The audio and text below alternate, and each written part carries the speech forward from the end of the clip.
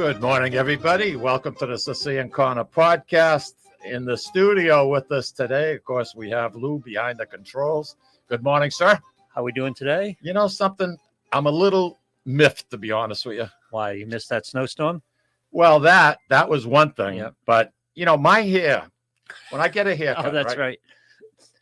When I get a haircut, it's guaranteed for 14 miles an hour before it breaks. Yeah. I got out of the car in this crazy parking lot of yours here. Yep. And all of a sudden I got blindsided. Did you? I almost went home. That had to be more than 14 miles. We're getting more. Well, it had to be 14 over today. 14 Yeah, because this is guaranteed the 14 rated to stay till place. 14, right? Yeah, but it got broke, so you can just imagine. Look who I found blowing around in the wind outside. Our good friend, somebody that I've known for Jeepers Creepers since 1985. Wow. Dr. Tom Hoerner. And this morning I sent out some information about the show. And I was referring to you as the Marcus Welby of the Merrimack Valley area. Could you find an older reference?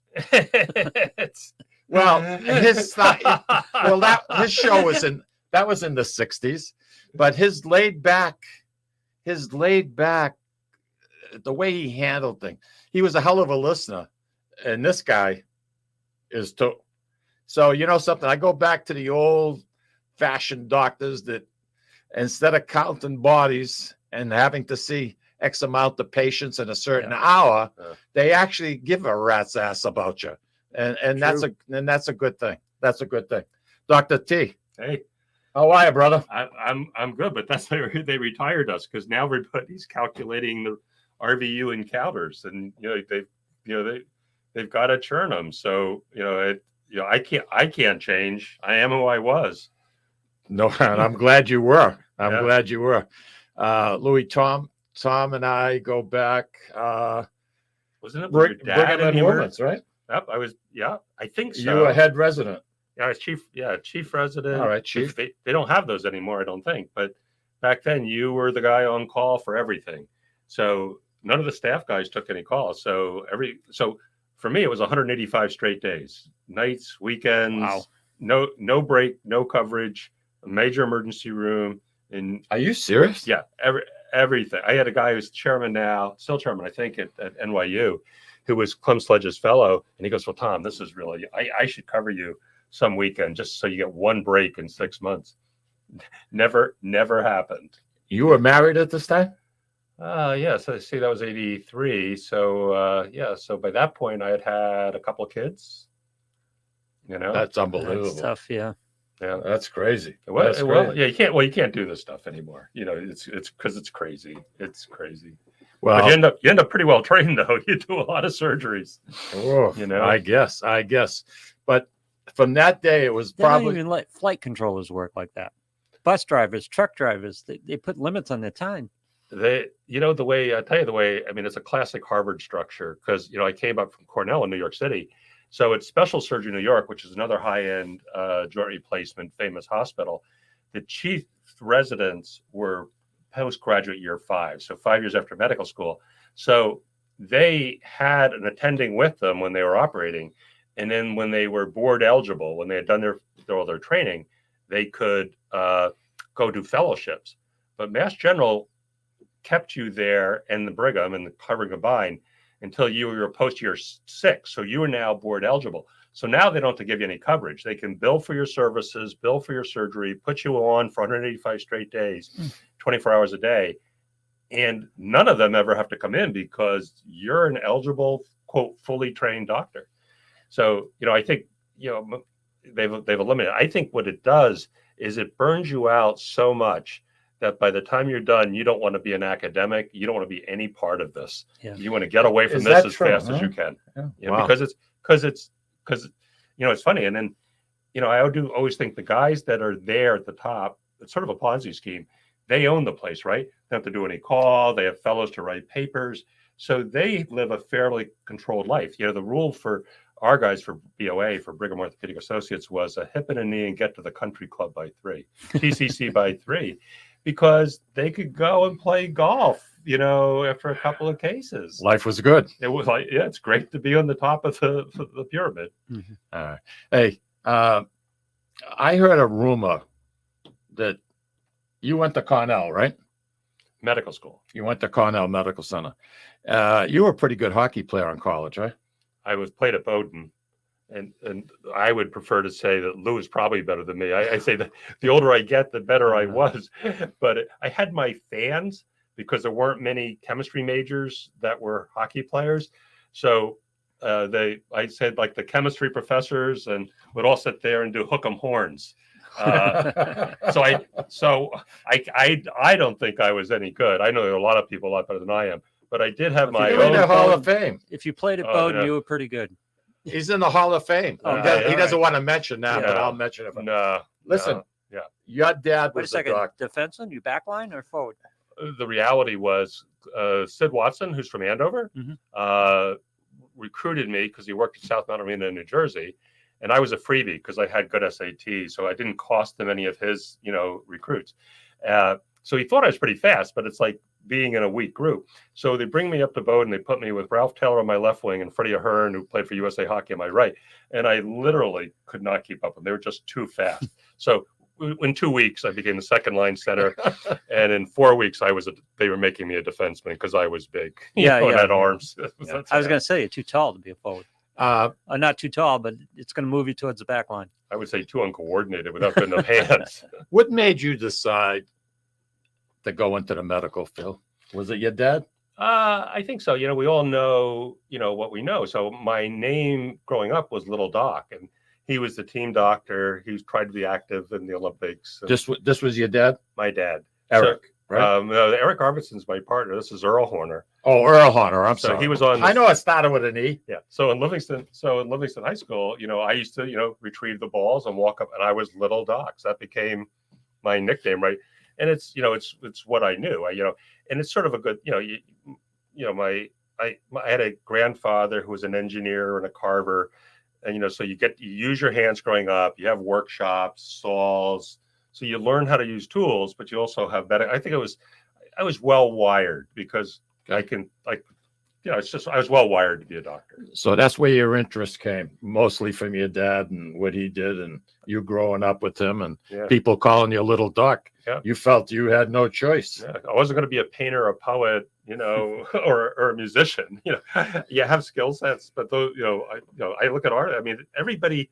I think that's one of the reasons I love being a doctor is I love the patients, and I tell you, I know you do. Every patient has a story. I was talking about this to someone the other day. And everybody has a role in life and society, or someone that counseled them, or children, or someone. So, they don't have time to do this anymore in medicine, but I think I love the patients. They're wonderful. They're wonderful. And it showed.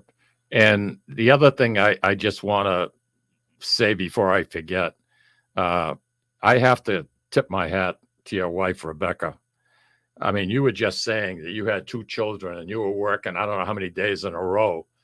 And she's learning to become, she's going to be a doctor too. At that point, she may have been, right? Yeah. She was pathologist. She was a Mass General pathologist. I mean, I can't even balance. How do you balance? Yeah.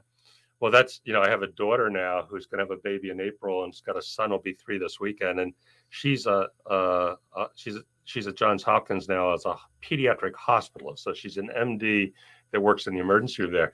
And my wife said, how are you going to have kids? And, but, Becky Becky will tell you he did it without me, just like my oldest son says he raised himself because he really didn't have a father or a mother. So, but this is society. People You do what you have to do. People work hard. I tell people, some people work to live and some people live to work. If you you love this show, the show makes us whole. And for some of us, we love practicing medicine. So, it's not because you're not trying to make a living or make a fortune. You just like having a role where you have value to people. It's funny you say that because I am extremely comfortable with the Sicilian Corner podcast, dealing with Louis and some of the guests that we have in, like yourself. And it's not the money. The money is minimal, But you know something, I meet so many new people and make so many new friends. And even at my age, I mean, you know something, it's a challenge, and it keeps your mind alert. It keeps you thinking. And that's the best part about the whole thing. But I have to tip my hat to Becky, because your wife, it's just a wonderful, wonderful thing. Louis, do we have a call? Yeah, Joanne wants to talk to Dr. Hoerner. Oh, Go ahead, Joanne, Joanne. you're on the Sicilian Corner. Good morning, Michael. Good morning, Dr. Hoerner. Good morning. Good morning. Hope you're both doing well. I have a question for Dr. Hoerner. That I had hand surgery with Dr. Campbell, and I thought he was awesome. Mhm. But I know that he's retired like you have. Who would you recommend in your practice that has replaced him? It's a good question. Yeah. Josh Philbrick is superb.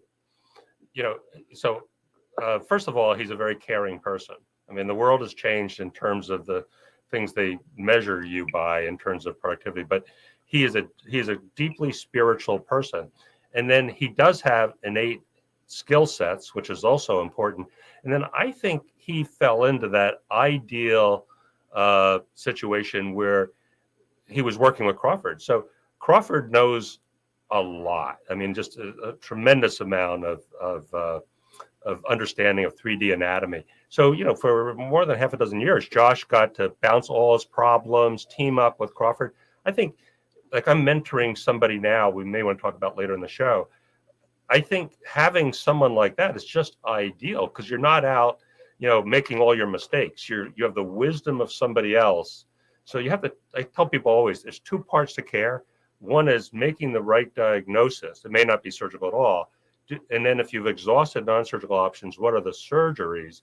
And then if there is a surgical option that's attractive because the risk benefit is high, then it becomes the technical execution of the operation. But that's the sequence. And Josh, you know, got so much wisdom, so he didn't have to make his own mistakes on a learning curve, because Crawford probably made them 40 years ago, and he can save them. Joanne, that's a good question. I wish you a lot of luck with it, and I'm sure you're going to be able to get the results that you need. Oh, yeah, Dr. Crawford was the best, but I didn't catch the last name of Josh. What was it? Philbrick. It's the same name as Phil, Dr. Philbrick. Yeah, Okay. same name as the guy who, I don't know if he wrote the Mayflower, wrote a lot of stories, wrote one of, you know, Nathaniel Philbrick, I think, is a distant relative up in Amherst, New Hampshire, but that's the name, that's Philbrick. Okay. That's All right. good. Thank you so much. I appreciate it. Thanks for Thank the you. call, Joe. Appreciate it. Barbara Cody is saying hi, Dr. Tom. Oh. Andy Parisi, you know, Oh, so wow. yeah. So you got a couple of people that are saying hi to you. Why, I don't know, but they are. I'm going to cry. But that was a good question with Joanne. Now, Essex Orthopedics was recently taken over, and the new company now is called?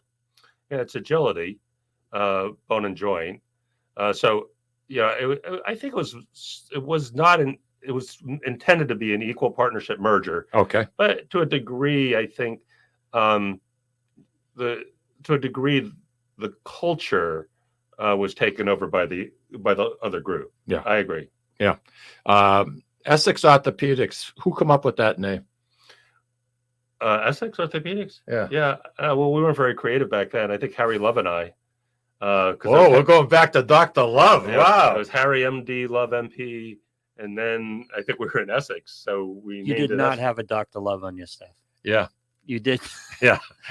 God, I love that. This guy knew more about horses than he did people. I mean, seriously, that's all he wanted to talk about. Yeah, that was Harry's passion. Passion. Live riding to work horses or work to racing live. horses? No, riding horses. Riding horses, yeah. He moved out to Virginia, I think, right? Someplace like that. Moved to like South Carolina, and then he had to kill all the gophers because his horses were breaking their ankles in the gopher holes. And then there was a guy at the Shriners Hospital in Atlanta who he had trained with. So he worked 3 days a week. He got up at 3 a.m. In South Carolina, drove from his horse farm down to Atlanta, worked 3 days on pediatrics. Wow. In Atlanta, and then went back and stayed at his horse farm. He was quite a character, and that was the first office you worked out of. When you came out of Boston, you came here to North Andover, right near Merrimack College. Yeah, there were three guys in Winchester: Bill Kermond, Harry Love, and Art Boland. And when Quigley, the team doctor for Harvard, died, they needed a new team doctor. Art Boland was the Hall of Fame career rushing leader historically at Cornell before he was knocked off by a Heisman Trophy winner. So I knew him. Oh. He was the sports guy at the Brigham. And so he went into the Brigham. Harry bought the horse farm in North Carolina and North Andover. And then Art Boland, this is a real football player, but he was the gentlest guy. It was a hand like a vice. I didn't know how strong he was. And he dragged me into the stairwell on 1A. He goes, "Do you have a job?" I go, "Well, Art, I thought I was pretty good. I thought one of you would find me a job." He goes, "Well, you gotta work for Harry Love. He needs you. He needs you up there." And and there I was. Tom, look what Andy Parisi just wrote. Dr. Love was my neighbor in North Andover. Oh, So on Boxford Street. What goes around comes On around. Boxford Street, I think, wasn't it? And then he sold the house to Karen Muto, infectious disease doctor. Boy, your recollection, Jesus, for the amount of people you come in contact with, I'm in awe. Can I have your autograph? Well, that's because No, really. That's because dementia doesn't allow you to make new memory, but you have good long-term memory. Get out. Get out of town. Get out of town. Hey, I'm up against the first break. So we're going to listen to some of our commercials. And it's because of them we're here. Because without sponsors, and Essex Orthopedics was, from day one, you were a sponsor of our show. Mobility is now. And something, I'm very proud to have them on board because we got a great list of sponsors. We're very, very, very Yes, we are. fortunate. Yeah. Why don't we take a quick break, and we're going to be right back because I got a bunch of questions for you. We'll be right back.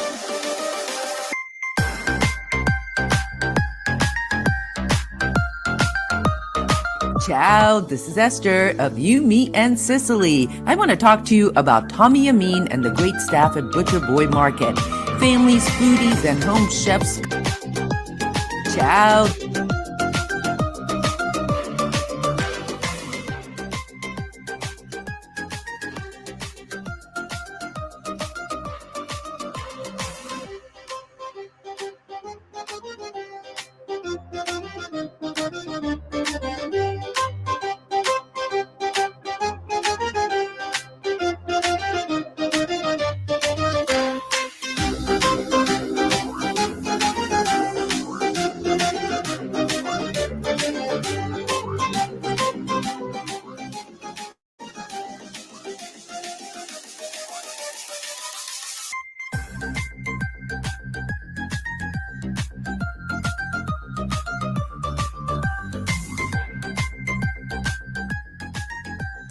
Boy talk good food and create traditions. They offer the best in quality cuts of beef, pork, lamb, poultry, and restaurant-style steaks and chops. Produce? All of their produce is hand-selected to complement any meal or even to make it your main course. Their deli serves fresh roast beef, turkey, and beautiful imported Italian cold cuts, cheeses, and antipasto. And don't forget the Butcher Boy Bakery, featuring sweet delectables from all over the state, as well as their very own bakery. That's Butcher Boy, where the secret to a great steak is, of course, the steak. Located at 1077 Osgood Street in North Andover, Massachusetts, in the Butcher Boy Plaza. Ciao! This is David from the Sicilian Corner. You know, Mike, Tom, and I love to go to Salisbury Beach, but we love different things and can never agree where to go. Tom likes the casual family-style dining with the great Italian cuisine, Capri's seaside Italian kitchen and pizzeria. Me? I love the elegant romantic vibes Sea Glass with the amazing view and terrific menu with prices that make it the place you want to visit each and every week. Mike loves a drink in his hand and a cool ocean breeze right off the surf and the rhythms of a cooler reggae band. We all know Mike loves Bob Marley tunes at Surfside. Who doesn't love a great show? National acts, comedy, regional favorites in the beautiful and intimate Blue Ocean Concert Hall.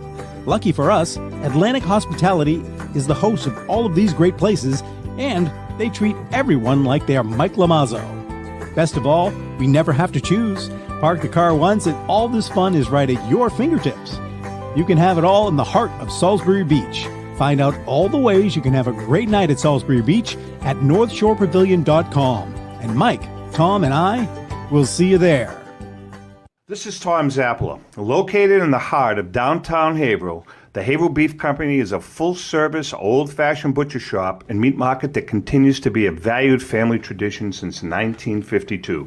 Peter and Monica Carboni's Haverhill Beef offers individualized service from an outstanding selection of marinated sirloin tips, homemade sausage, marinated chicken, and thick, juicy Chairman Reserve steaks. Your family deserves the best, so call Peter at 978-374-4795 or visit their website at www.haverhillbeef.com. When you dine at Ristorante Melisse in Amesbury, Massachusetts, you feel at home while enjoying an authentic Italian dining experience not to be forgotten. From the appetizer to dessert, you won't regret your choice. Bring your cravings and appetites. They promise you won't leave hungry or without leftovers for the next day. Takeout and catering are also available. Give them a call or visit them online for the menu, online ordering, and reservations. RistoranteMelisse.com. That's RistoranteMolise.com or call 978-388-4844. Ristorante Melisse, where you're treated like family. Hi, this is Mike, and I would like to tell you about the Deborah Care Law Offices, a firm that is focused on estate planning, probate, trust administration, and elder law issues. You will feel comfortable discussing important issues concerning both you and your loved ones, as well as having the information you need to make an informed decision about your family's future. How do I know? Because I'm a client of Dan Deborah Care. If you want to have peace of mind knowing that your loved ones are protected, call Deborah Care Law Offices today. In Massachusetts, 978-686-4645. In New Hampshire, 603-894-4141. With a commitment to excellence, Colizzi Memorials is dedicated to helping families capture the spirit of their loved ones by building beautiful, lasting tributes that will endure the test of time. Trust Colizzi Memorials to build a personalized tribute that would reflect your loved one's life forever. That's Colizzi Memorials, 217 Merrimack Street, Methuen, Massachusetts. Telephone number 978-674-7035. 978-674-7035. At Catadella Funeral Home, we reinvest in our business to provide your family with the best facilities. It begins with a beautifully landscaped exterior, parking for 250 vehicles, and a comfortable and inviting access to our renovated interior. Funerals can be costly, so you should review and compare plans to make sure you receive services that are fairly priced. I invite you to experience the Catadella difference in cost, facility, and service. Catadella's honoring and celebrating the lives of the people we loved, providing exceptional care since 1929. Italian artisan cuisine combines simple, fresh ingredients with time-honored preparation to create an incredible culinary experience. At Tuscan Kitchen, located in Salem's historic Depot District, talented chefs prepare everything in-house from scratch for all to see. Guests enjoy their meal literally in our kitchen as food is prepared right in front of you. Wood ovens burn from morning till night, roasting vegetables, baking bread, and firing delightful thin-crust pizzas. Prime steaks are seared on a wood grill. A rotisserie slowly roasts marinated whole chickens and lamb, while a pasta maker creates fresh fettuccine. More than just artisan cuisine, Tuscan Kitchen features the wine bar, live entertainment, weekly wine tastings, and elegant private dining and event space. Call 603-952-4875 or visit TuscanKitchen.com to make a reservation and learn more about the culinary adventure that awaits. In Italy, cooking is an art form. Tuscan Kitchen. Experience artisan Italian. Orthopedics Northeast and Essex Orthopedics have joined forces as Mobility Bone and Joint Institute to bring improved access and outstanding medical care. While our name has changed, our dedication to exceptional care remains the same as it has for the past 30 years. Same location, 16 Pelham Road, Salem, New Hampshire. This is Cindy. And Mike Kunstler, owners and operators of Four Oaks Country Club and Grazie Italian Restaurant in Drake, Massachusetts. Grazie Italian Restaurant is the hidden gem of the Merrimack Valley. Why is that? We have an incredible chef, Oscar Figueroa. In the words of local famous chef and restaurant owner Lydia Shire, Oscar thrives on hard work. He is capable and gifted. No one makes better food. Scallops, seared to perfection. House-made ravioli with farm-fresh local corn. And buttery tender Lazy Man's lobster, just to name a few. You have to come experience Grazie Italian Restaurant for yourself. Grazie Italian Restaurant, located at Four Oaks Country Club, 80 Meadow Creek Drive in Drake, Massachusetts. Hope to see you soon. And we are back, and Dr. Thomas Hoerner is in the studio with us, and we're talking a little bit about this and a little bit about that. But I think that to our listeners, the one thing that's being a major concern here, Tom, in the Merrimack Valley area, is what's going on with the hospitals right here in Methuen and in Haverhill. You have any insight as to where you think this is going to play out? Yeah, well, I think they have to rescue the hospitals. I've been through this whole process, right? So, Caritas Christi took over the hospitals from the Bon Secours, and then the problem back then, although the leadership was superb, Bill Lane was just outstanding. But in 2010, as things were changing, I think the problem for the Archdiocese is that we were undercapitalized. We just didn't have enough right from the start. I think that's why how Ralph was given the task, Ralph Della Torre, was hired out of Beth Israel to sort of rescue them. And then I think he tried to sell them to a couple of not-for-profits and national Catholic organizations, and nobody really was biting. So then, and we needed capital, I think. So then he got in bed with Cerberus Capital in 2010. And I mean, I went and postured for them. I went to the local Methuen middle school and why we thought, and he made the negotiations to unionize the nursing staff. And they bought it. They put $200 million into this chain of hospitals, and I think that was really pretty good. But then I think they moved the leadership out of local Boston down to Dallas, and they became bigger. And then they crunched out when they sold the real estate out. That's when Cerberus escaped, and they quadrupled their $200 million to $800 million buyout, and Ralph took his bonus. And then I think the problem is they stopped putting the capital in. And so now we have a lot of debtors, and we have critical needs hospital. I think the way it was phrased in the paper was, some of these hospitals are really critical. I think these two here, which were put under one leadership team, are critical. So Mike Callum's president of Steward Northeast now, and he said, we're not bankrupting them. We're going to champion them through, and we've got more capital. We're going to finance them. And Maura Healey knows, I think, that they're critical. I adore Lawrence General. Always thought they were. You were, yeah. And I said this to you off the air. You were Lawrence General.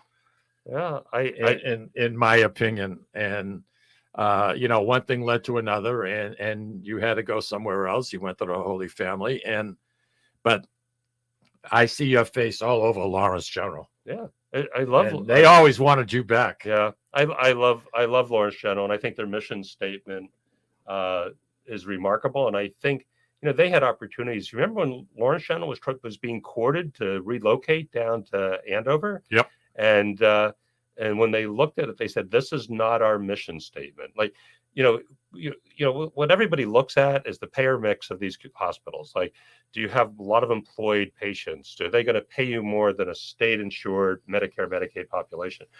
So I think Steward is like 70% Medicaid, Medicare, and it's hard. I mean, this is the way the Steward people say, is that we're undercapitalized, and that's part of their problem. But to give credit to Lawrence General Hospital, they stayed true to their mission to be the hospital anchored in Greater Lawrence, and the biggest employee in the city of Lawrence. Yeah, and there's something to be said for a profit and a nonprofit.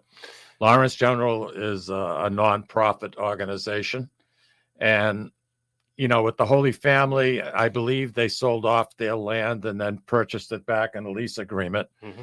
And that's to help their cash flow. But at the same time, it's adding extra debt, especially if they turn around and they appraise the property for a lot more than what it's actually worth. Yeah. Would you agree with that? Yeah, I think. And, you look at it, when they were making the transition to a for-profit, if you look at it from Methuen's perspective, well, not-for-profits don't pay taxes, right? Right. So Harvard doesn't pay anything to Boston except voluntary contributions, or Mass General, or Children's Hospital, or the Brigham, or Cambridge Health Alliance. So once you get a for-profit system, and if it's a leaseback, I guess the Medical Properties Trust pays it, but Methuen now has an income stream. Exactly. Right. So you can see where it would be attractive to the to the hospital. I mean, to the town. But in the end, you do have to capitalize. You do have to pay your nursing staff. You do have to pay your equipment, your distributors, your plowers, all the people that support you, all your staff. And right now they're not, I think we're short staff and equipment. Why wouldn't one of the big Boston hospitals say move in and take over Holy Family? Well, I look at the way medical care is arrayed in the state. So if you look at the 128 loop, it's pretty much Leahy kind of got into that, right? They got Beverly, they got Addison Right. Gilbert, so they have a loop. Right. Beth Israel has a spot at Anna Jake's. So I look at this as the 495 loop from Neshoba, skip Lowell, but go basically Greater Lawrence with Haverhill, and then Haverhill. That if Mass General's invested a lot of money, they took over the debt, as I recall, to manage Pentucket Medical Associates, and they've expanded that. They did, but they really can't send all the patients that need appendectomies and fractured hips into Mass General, right? So right now they have to take somebody else's inpatient line, right? So to me, it fits perfectly for them, but I'm sure you look at Maura Healey when she was Attorney General and her predecessor. I think everybody's afraid of having Mass General become too powerful. But I don't know what they are, an $18 billion company, and BI Deaconess. I'm within a couple billion. They're very close to 18. 8 billion maybe for BI Deaconess. I think everybody's afraid of a very expensive healthcare system now becoming more powerful. I think that, but I don't know what Maura Healey and these people are thinking, but Well, I mean, you can't leave Haverhill, Lawrence, Methuen with only one hospital. It just won't happen. The Lawrence General in Salem has 100. In Salem. Yeah, in Salem, New Hampshire. It has 188 beds. Mm-hmm. How can you possibly, something's got to give. Somebody's got to take something positive and try and take them over. And I was just wondering why one of the big hospitals, but what you're saying is then it becomes they're ruling the roost and they can set the prices they want, right? Yeah. There's no competition. Yeah. Mike Callum is the Northeast Steward president now. I mean, he's been with Ralph from the beginning, and he says, they've been recapitalized, and the state's in it. So that's what they say, but they're not showing numbers. Yeah, but we need whatever, as you said, whether the state takes it over or they ally it or Steward recovers it and gets back on their feet. We know that somehow we need these hospitals to survive. It's just there's 200,000 patients that are being cared for, and we need someone that you have to be able to go someplace, and not wait 14 hours, when you're sick. I mean, it's sad. It is sad. It really is. It's very, very, very sad. Well, I hope they come up with some kind of a solution. I know Mayor Perry here in Methuen is doing everything he can out of his office and administration to try and get some kind of an agreement here. So I think it's necessary, and there's no question about it. Somebody either got to come in, be a golden knight, take them over, or something's got to give, because there's too much debt right now. Yeah, the way I look at it, Mike, to a degree is, society loves emergencies. Like, we love to respond when we have a crisis, and we're kind of in crisis mode right now. Yeah. And the hard part for me is always when you see things seem to have been going south. It's like, why do we not respond until it's a crisis on either a state level or other management level? Because now we have a crisis, and I guess everybody has to respond when you hit a crisis. But wouldn't it be a lot better if we weren't where we are? I mean, You think? Yeah, I think. I mean, I think so. But one thing I don't understand, Lou, and I don't know how you feel about this, but no matter what hospital, whether it's the Haverhill Hospital, whether it's Methuen, the Holy Family, Lawrence General, there's so many people trying to get services. They're setting up, people are sitting in the emergency room for 10, 12 hours. There's no beds. They have them sleeping in the hallways. It's not for the lack of business. You would think with business, you would be cash flow positive. You would think. There's something that's not. You're talking about a free market, and healthcare system isn't a free market. It's highly regulated, and that has basically screwed the whole thing up. Yeah, you can't. Yeah, Do you agree, Doctor? Yeah, the nurses have been That's a tremendously good point. empowered. Like when Diane Anderson was running, I loved her. Yeah, she was great, but she wrote I think it was the most generous nursing contract in the state. Because she was a nurse. And she was a nurse. But the problem, and then I think she was retired largely because that nursing contract broke the budget for Lawrence General Hospital. And I heard a lot of complaints from Craig at Bethune is that contract raised the water for all the regional hospitals. So, and I think patients love what nurses do for them and they advocate strongly for them. But the reality is that this is a tremendous amount of money and it's got to come from someplace, right? And if the hospitals, to a degree, I mean, this is a legitimate part of Stewart's complaint. If we have to pay these contracts and these travelers, and we're not getting any more money from Medicare and Medicaid, and this is most of our payer mix, at some point, the reality has to sit, Yeah, I hope, for the residents of the communities involved that, they're able to come up with something. I mean, we got Parkland in Salem and Londonderry, and that's for profit also. It went from a nonprofit to a profit, and their prices have gone up considerably. But my fear is if the state gets involved in the Stewart situation, it's going to go from bad to worse.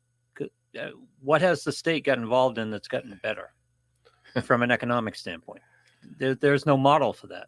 Yeah. So if we get to the point where the state has to step in, we've got even more major problems than we have now. The mission statement originally, remember, for Stewart, when Ralph was the darling of the left, was he was going to be the master of accountable care organizations, and he was going to create more health with better care and keep people out of hospitals. So ACOs, were the darling of a time when we were going to run more efficient, health-oriented healthcare systems. But ACOs have not been very successful at accomplishing that. Well, hopefully, fingers crossed, and we're able to come to some kind of a solution here that's going to satisfy everybody and still keep, because we're very fortunate to have the quality of hospitals that we do in our area instead of having to go back and forth to Boston. Do you want to take a break or you want to take that call? Let's take the break. Okay, let's take a break and we'll be right back. You're going to be with us? Yeah. You're not going anywhere, are you? Who's paying for lunch today? You or me? You. Oh, okay.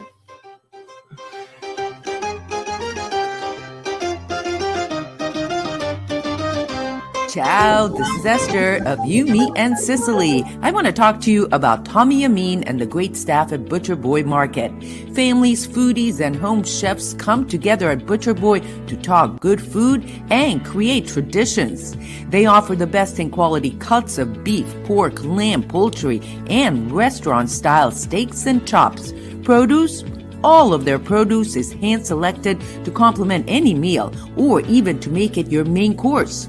Their deli serves fresh roast beef, turkey, and beautiful imported Italian cold cuts, cheeses, and antipasto. And don't forget the Butcher Boy Bakery, featuring sweet delectables from all over the state, as well as their very own bakery. That's Butcher Boy, where the secret to a great steak is, of course, the steak. Located at 1077 Osgood Street in North Andover, Massachusetts, in the Butcher Boy Plaza. Ciao!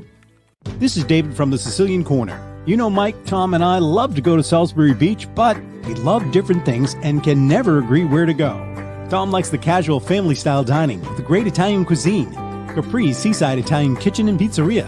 Me? I love the elegant romantic vibe Sea Glass with the amazing view and terrific menu, with prices that make it the place you want to visit each and every week. Mike loves a drink in his hand and a cool ocean breeze right off the surf and the rhythms of a cooler reggae band. We all know Mike loves Bob Marley tunes at Surfside. Who doesn't love a great show? National acts, comedy, regional favorites, and the beautiful and intimate Blue Ocean Concert Hall. Lucky for us, Atlantic Hospitality is the host of all of these great places, and they treat everyone like they are Mike Lomazzo. Best of all, we never have to choose. Park the car once and all this fun is right at your fingertips. You can have it all in the heart of Salisbury Beach. Find out all the ways you can have a great night at Salisbury Beach at northshorepavilion.com. And Mike, Tom, and I will see you there. This is Tom Zappala. Located in the heart of downtown Haverhill, the Haverhill Beef Company is a full-service, old-fashioned butcher shop and meat market that continues to be a valued family tradition since 1952. Peter and Monica Carboni's Haverhill Beef offers individualized service from an outstanding selection of marinated sirloin tips, homemade sausage, marinated chicken, and thick, juicy Chairman Reserve steaks. Your family deserves the best, so call Peter at 978-374-4795 or visit their website at www.haverhillbeef.com. Sisters and co-owners Antoinetta and Elisa brought their family authentic Italian recipes from Molise, Italy, and a warm and welcoming dining experience to its customers at Ristorante Molise. The combination of their meals made from natural, homemade, fresh ingredients and your time with family and friends together at dinner time is unmatched. Located in Market Square in the heart of Amesbury, they're open for dinner Tuesday through Sunday from 3 to 9 p.m. and are available for private parties during off hours. For reservations, call them at 978-388-4844. That's 978-388-4844. Hi, this is Mike, and I would like to tell you about the Deborah Care Law Offices, a firm that is focused on estate planning, probate, trust administration, and elder law issues. You will feel comfortable discussing important issues concerning both you and your loved ones, as well as having the information you need to make an informed decision about your family's future. How do I know? Because I'm a client of Dan Deborah Care. If you want to have peace of mind knowing that your loved ones are protected, call Deborah Care Law Offices today. In Massachusetts, 978-686-4645. In New Hampshire, 603-894-4141. With a commitment to excellence, Colizzi Memorials is dedicated to helping families capture the spirit of their loved ones by building beautiful, lasting tributes that will endure the test of time. Trust Colizzi Memorials to build a personalized tribute that would reflect your loved one's life forever. That's Colizzi Memorials, 217 Merrimack Street, Methuen, Massachusetts. Telephone number 978-674-7035. 978-674-7035. At Catadella Funeral Home, we reinvest in our business to provide your family with the best facilities. It begins with a beautifully landscaped exterior, parking for 250 vehicles, and a comfortable and inviting access to our renovated interior. Funerals can be costly, so you should review and compare plans to make sure you receive services that are fairly priced. I invite you to experience the Catadella difference in cost, facility, and service. Catadella's honoring and celebrating the lives of the people we loved, providing exceptional care since 1929. Italian artisan cuisine combines simple, fresh ingredients with time-honored preparation to create an incredible culinary experience. At Tuscan Kitchen, located in Salem's historic Depot District, talented chefs prepare everything in-house from scratch for all to see. Guests enjoy their meal literally in our kitchen as food is prepared right in front of you. Wood ovens burn from morning till night, roasting vegetables, baking bread, and firing delightful thin-crust pizzas. Prime steaks are seared on a wood grill. A rotisserie slowly roasts marinated whole chickens and lamb, while a pasta maker creates fresh fettuccine. More than just artisan cuisine, Tuscan Kitchen features the wine bar, live entertainment, weekly wine tastings, and elegant private dining and event space. Call 603-952-4875 or visit TuscanKitchen.com to make a reservation and learn more about the culinary adventure that awaits. In Italy, cooking is an art form. Tuscan Kitchen. Experience artisan Italian. Orthopedics Northeast and Essex Orthopedics have joined forces as Mobility Bone and Joint Institute to bring improved access and outstanding medical care. While our name has changed, our dedication to exceptional care remains the same as it has for the past 30 years. Same location, 16 Pelham Road, Salem, New Hampshire. This is Cindy, And Mike Kunstler. owners and operators of Four Oaks Country Club and Grazie Italian Restaurant in Drake, Massachusetts. Grazie Italian Restaurant is the hidden gem of the Merrimack Valley. Why is that? We have an incredible chef, Oscar Figueroa. In the words of local famous chef and restaurant owner Lydia Shire, Oscar thrives on hard work. he is capable and gifted. No one makes better food. Scallops, seared to perfection. House-made ravioli with farm-fresh local corn. And buttery, tender, lazy man's lobster, just to name a few. You have to come experience Grazie Italian Restaurant for yourself. Grazie Italian Restaurant, located at Four Oaks Country Club, 80 Meadow Creek Drive in Drake, Massachusetts. Hope to see you soon. And we are back. Dr. Tom Hoerner is in the studio with us, and he's looking at these commercials. So what do you think? Doesn't look bad, right? Like, I've done a ton of them. I've done Grazie, and my wife is a regular at Butcher Boy, and I got some more places here. I tell you, I just want to go out every night. This is unbelievable. There you go. We have a caller for you, Doc. Caller, you're on the air. Good morning, Michael. It's Roger. How are you? Roger. You have a question for the doc? I have a couple of them, actually. Dr. Hoerner, it's a privilege and a pleasure to speak with you again. In your wildest dream, did you ever think that being in medicine would become almost a business? As far as I've heard you expound on what's going on with the hospitals and the politics involved and everything else. And I have to believe that's not what you signed up for. No, it's funny. Good question. Yeah, good question. I was reading the Wall Street Journal. I've come across the real estate page, and there's a house for sale for, I don't know, $25 million that was bought 5 years ago for $22 million. So I'm reading down, and it's J. Taylor Crandall's house, who I mentored at Bowdoin. So I'm trying to champion a guy into the Hall of Honor. So I call up Jay to talk to him, and he said to me, like, the first words out of his mouth is, "Nobody told you what they were going to do to medicine when you wanted beginning to become a doctor, because he's worth hundreds of millions now." And I go, "No, they just they've really uprooted it and redesigned it."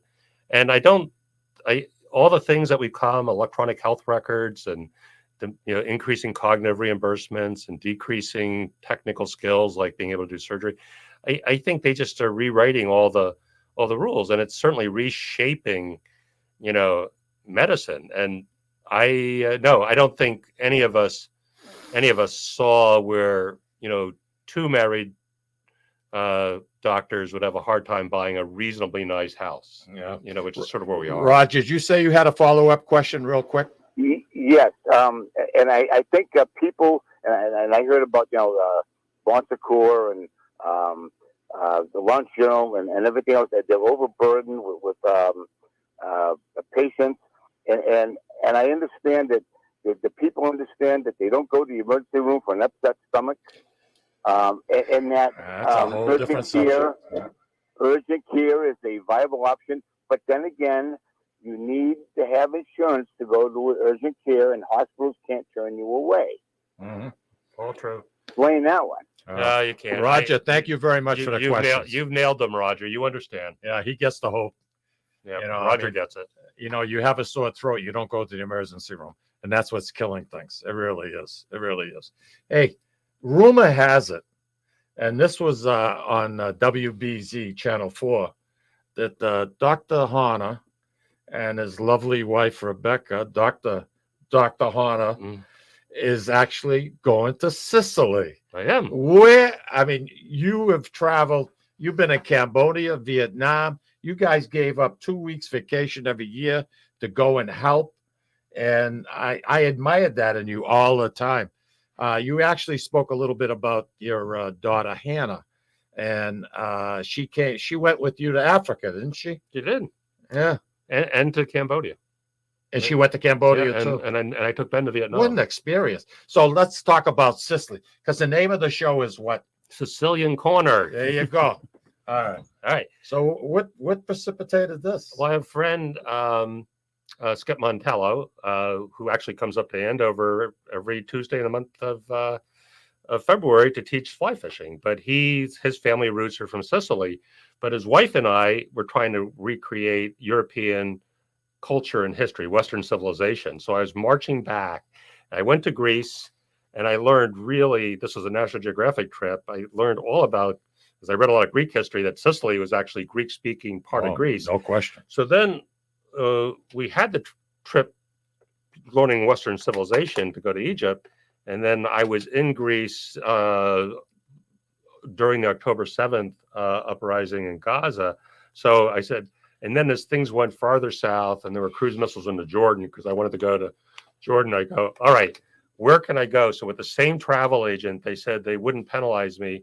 And I said, oh, this is great, because now I really understand Sicily's connection to to Greece and the invasion and what happened in 412 BC and how the Athenian fleet was destroyed. Well, listen to you. Started reading about Listen to Archimedes and, so now, and I think somewhere around 220, 250 BC is when the Romans came and basically took Sicily back. So there's a huge amount of Roman history there, Greek history. So I'm all excited. We were conquered by everybody. Yeah, basically. That's one of the most conquered because it's where it's located. Yep. It had a lot to do with it. And that's what makes Sicilian food. And we've talked about this on the air many times with Esther. We do a show from Sicily the first Friday of every month. And a lot of it has to do with, we talk about food and some of the traditions and the cultures and everything else. I'm so glad that you guys are going. So when are you scheduled? What time of year? 3rd to the 12th. I'll be October. So I'm happy to come back and talk to you about my trip to Sicily after we go on it, because I know you've been 4 or 5 times. I've been, yeah. Lucille's been more, but my mother-in-law, Zena. Yeah. I said it on the air. 87 years old. We took her. She wanted to find the house that she was born in Catania, which is in Sicily, in major city. And she had more energy than all of us put together. She outran us. I mean, it was just unbelievable. I was Googling Google flights day before yesterday for flights from Catania, just trying to decide whether to go to the Amalfi Coast from there, or I have a friend who's being treated for cancer in Zurich, and whether to fly. So I'm looking for flights from Catania. 3 months ago, I didn't know where Catania was, but now I know exactly where Catania is. As long as Mount Etna isn't erupting and there's no ash falling, the airport's open. Other than that, you're on your own. Yeah. You're on your own. It's a big city. Sicily's got whatever you're looking for. I don't care what you want. You're going to find it there because it's so varied. You mentioned Amalfi. I didn't know you were going to. You're thinking of going where? To Sorrento? Yeah, my wife always wanted to go to Amalfi, so she really points out that when I book the trips, I don't pay any attention to where she would like to go. And my daughter, Hannah, the one who's going to move back and work at Bay State Medical Center when she leaves Johns Hopkins this fall, did her honeymoon in Amalfi and Sorrento, I think. Let me tell you something. The lemon grows, the smell of those lemon flowers in the morning when there's like a little dew. Oh, don't you make limoncello from? Yeah. Well, you don't make limoncello from the juice of the lemons. You make it from the skin, believe it or not. And I'll explain it to you when we're having lunch. You know what I mean? All right. I'll talk slow. This is wonderful. I'm glad you're taking that trip. Yeah. When you do come back, though, you know what I want to get into? The application of robotic surgery. Mm-hmm. And now with artificial intelligence, what they can do. I was just reading a paper from the Mayo Clinic, and they're very involved in robotic surgery for back surgery. Yeah. And I found it extremely, extremely interesting. What fascinates me about AI right now is how they can data search and look at papers and find out how much fraud and redundancy and design, because you used to be able to publish multiple papers, right? They're going through the Dana-Farber. They said it'll take a year to get through all the senior leadership. But now because AI is so good, you can find things that were plagiarized that always used to escape, or the same paper through 3 different peer-reviewed journals, and nobody knew that somebody milked 3 publications out of really one set of data. I mean, AI is going to really turn research upside down. It's incredible. I don't quite grasp it. I don't know how it all comes together, but I'll tell you, we're in for an interesting period. In all types of technology, just not in the medical field. Mm-hmm. But I found that Mayo Clinic article extremely, extremely interesting because it was dealing about the back. And as you know, you and I have quite a relationship with Mike's back. Yeah. Could there be surgery? Essentially robotic surgery? Can machines do surgery? I don't think, no. But I think they can augment physicians. I mean, my current look at them is it takes, like joint replacement surgery, it won't make a very good surgeon much better, and it adds a lot of clutter and expense. But it'll take an average surgeon and make them a little better, and it'll take really poor surgeons and make them somewhat better. But I think the technology will continue to advance. But I don't ever see the robot's going to do the dissection because there's too much pulling a dura and a spine away from scar and a reduced spine. I just can't see a robot. Will a surgeon welcome a second voice in the room, so to speak? Well, it's America's marketing too, so it'll be certainly marketed before it's ready, because that's the way society and our culture works. Yeah. I think as far as infections in the surgical area, I would think robotics would really cut that down considerably, wouldn't it? I don't think so, because it means there's more traffic and more machinery in the room, and the surgeries are not necessarily faster. So, germs, they look at colony forming units. Germs tend to sink to a floor, and the more people there are, if you put plates, blood agar plates, the germs rise. So if you have more people, it's not necessarily good for infection rate. I think people market it at decreasing infection and complications and length of stay, but I think hard data is really what you're looking for, and I don't think you have it yet. Well, something, that's a subject, and Louis, we have to bring him back. We're going to talk about Sicily when he comes back, talk about the food, talk about what you go to see. You talked about Greeks. You got to go see the Greek ruins. What about Haldane and his history of Methuen? You see what time it is? I do. You know why? Because you've been talking a lot. What did your daughter tell you? Listen to Mike. What did your daughter tell you? She said, be quiet and listen, Dad. There you go. Hey, listen, that's this week's show, everybody. I hope you can join us next week. Al Letizio is going to be in the studio with us. Oh, nice. We're going to talk about all different types of cured meats, making your own sausage, little tidbits. He's a hell of a cook. He really is. Al is one of he's an awesome guy. Dr. Tom, first of all, thank you very much for everything, keeping me upright more or less most of the time. I look at the people that texted into you during the show. Just hi, everybody. You guys are great. I miss you all. All right. We'll be back next week, everybody. Take care. Have a wonderful weekend.